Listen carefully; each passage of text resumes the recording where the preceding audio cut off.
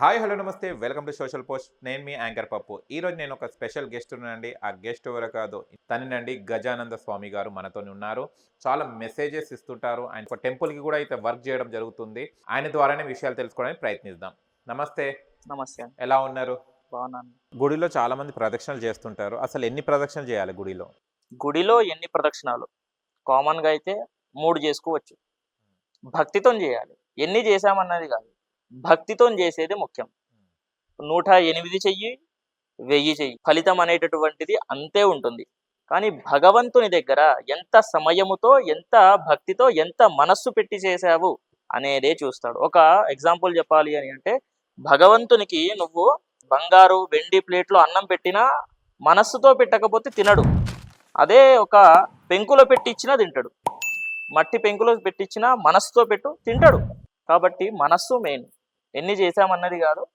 3 ప్రదక్షిణాలు చాలు నా ఒపీనియన్.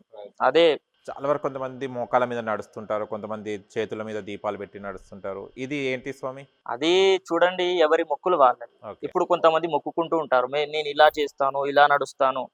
ఎవరి మొక్కులు వాళ్ళవి. చేసుకోవచ్చు, తప్పేమీ లేదు. వాళ్ళ శక్తిని బట్టి చేసుకోవచ్చు, తప్పేమీ లేదు. ఓకే. ఉపవాసాలు ఉంటుంటారు కొంతమంది. సోమవారము, మంగళవారం, ఉపవాసం. బుధవారం అని ఉంటుంటారు. ఉపవాసం ఉండాలనా స్వామి? నిజంగా ఖచ్చితంగా ఉండాలనా? ఎందుకంటే చాలా వరకు ఉపవాసాలు ఉండేసి వీక్నెస్ వచ్చేసి థైరాయిడ్కి లోన్ అవుతున్నారు, బీపీ డౌన్ అవి ఇవన్నీ జరుగుతున్నాయి. ఉపవాసాలు అనుకుంటే కంప్లీట్గా వారం రోజులు కొందరు ఉండే వాళ్ళు ఉంటారు, కొందరేమో వారానికి ఒకసారి ఉండే వాళ్ళు ఉంటారు. అవును. ఉపవాసం అనేది కంపల్సరీ ఉండాలనా స్వామి? కంపల్సరీ అంటే అలా ఏం లేదు. ఓకే. ఉపవాసము అని అంటే చూడండి, భగవంతుని దగ్గర ఉండాలి. ఉపవాసం అంటే చూడండి, చాలా మంది ఏమీ తినరు, ఫ్రూట్స్ తినరు, అంటే అసలు అలానే ఉండిపోతారు. అవును. కొంతమంది అయితే నీళ్లు కూడా తాగరు.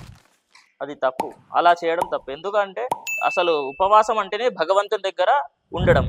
ఓన్లీ ఉపవాసం ఉంటే నేను ఏమి తినకుండా ఉంటే భగవంతుడు నాకు ఇచ్చేస్తాడు, ఆశీర్వాదం ఇచ్చేస్తాడు అనుకుంటారు, కానీ అది తప్పు. మనకు శక్తిని బట్టి తినాలి. ఆహారం తీసుకొని భగవంతునికి సేవ చేసుకోవాలి. నీళ్లు తాగండి, ఫ్రూట్స్ తినండి, తప్పేమీ లేదు. ఇలాంటివి తినుకుంటూ స్వామి దగ్గర సేవ చేసుకోండి. అప్పుడు మీకు ఫలితం అనేటటువంటిది ఉంటుంది. అది గుర్తుపెట్టుకోవాలి. స్త్రీ ఉసురు ఎప్పుడు తగులుతుంది స్వామి? స్త్రీ ఉసురు ఖచ్చితంగా తగులుతుంది. ఎప్పుడు ఎలాంటి ఎదురైనప్పుడు, ఎలాంటి వాటిలో మనం దాంట్లో దిగినప్పుడు? ఎలాంటివంటే స్త్రీలని ఏడిపిస్తే ఖచ్చితంగా తగులుతుంది. అంటే ఇప్పుడు చాలా మంది అడుగుతారు, స్త్రీలే డేంజర్ ఉన్నారు, స్త్రీలే ఇంకా మనకంటే పురుషుల కంటే స్త్రీలే వేరే రకంగా ఉన్నారని చెప్తే రూమర్స్ క్రియేట్ అవుతాయి. కానీ నేను పెట్టడం కూడా జరిగింది, వీడియోలో కూడా కామెంట్స్ కూడా అవే పెట్టారు. అయితే స్త్రీ ఉసురు ఎందుకు తగులుతుంది అని అంటే, మనం ఇంట్లో ఏడిపిస్తే తప్పకుండా వాళ్ళ ఉసురు ఖచ్చితంగా ఉంటుంది. తగులుతుంది. ఏడిపియద్దు, అస్సలు ఏడిపియద్దు. ఓకే. తప్పు.